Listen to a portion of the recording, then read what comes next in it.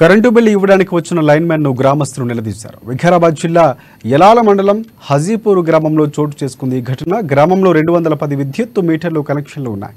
అందులో భాగంగా ఉన్నత అధికారుల ఆదేశాలతో ప్రవీణ్ అనే లైన్మెన్ బిల్లు కొట్టేందుకు గ్రామానికి వెళ్లాడు. ఆ బస్తీకి చెందిన కొందరు వ్యక్తులు బిల్లు కొట్టొద్దని నిరాకరించారు. ప్రభుత్వం మాకు ఉచితంగా బిల్లు అందిస్తుందని ఎందుకు బిల్లు కొడుతున్నారని ఆయన నిలదీసి హెచ్చరించారు. దీంతో ప్రవీణ్ వెనక్కి తిరిగి వెళ్లిపోయాడు. ఇక ఈ ఘటనకు అక్కడున్న గ్రామస్తులు మొబైల్లో చిత్రీకరించారు.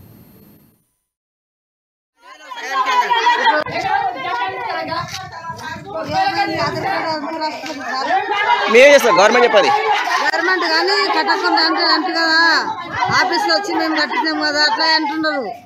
అదే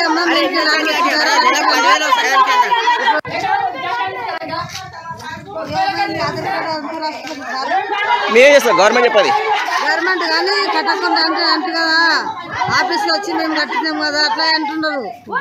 అదే